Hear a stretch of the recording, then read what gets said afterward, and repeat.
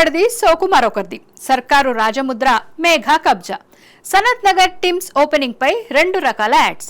ప్రభుత్వ అధికార గుర్తు దుర్వినియోగం. యాడ్ ఇచ్చింది మేఘా కంపెనీనా, ప్రభుత్వమా?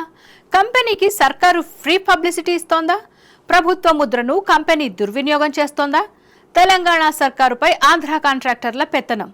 ఇటీవల కాంగ్రెస్ సీనియర్ నేత రాజగోపాల్ రెడ్డి చేసిన వ్యాఖ్యలు నిజమేనా? స్వరాష్ట్రం వచ్చినా ఇంకా తెలంగాణ కాంట్రాక్టర్లకు అన్యాయం జరుగుతోందా? భారీ నిర్మాణాలు, ప్రాజెక్టులు అన్ని ఆంధ్ర గుత్తేదారులకే అప్పగిస్తున్నారా? తెలంగాణ ప్రభుత్వంపై ఆంధ్ర కాంట్రాక్టర్ల ఆధిపత్యం నడుస్తోందా అన్న ప్రశ్నలకు అవుననే సమాధానం వినిపిస్తోంది. ఇవాళ పలు పత్రికల్లో వచ్చిన సనత్ నగర్ టిమ్స్ ప్రారంభోత్సవం యాడ్స్ దీనికి ప్రత్యక్ష నిదర్శనంగా నిలుస్తున్నాయి. ఏకంగా ప్రభుత్వ రాజముద్రనే మేఘా కంపెనీ కబ్జా చేసేసింది. అవి ప్రభుత్వం సమాచార శాఖ తరపున ఇచ్చిన ప్రకటనలా? ఆ కంపెనీ ప్రభుత్వం ఉమ్మడిగా ఇచ్చాయా, లేక ప్రభుత్వ పైసలతో కంపెనీ ప్రమోషన్ కోసం ఇచ్చిన ప్రకటనలా అన్నది తెల్వనంత గమ్మత్తుగా వ్యవహారం నడిపారు.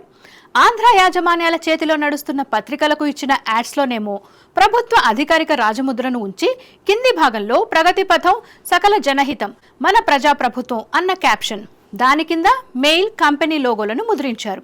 ఇక తెలంగాణకు చెందిన యాజమాన్యం చేతిలో నడుస్తున్న ఓ పత్రికకు ఇచ్చిన యాడ్లో మాత్రం ప్రభుత్వ అధికారిక లోగో తప్ప మిగతా అంతా యథాతథంగా ఉంచేశారు.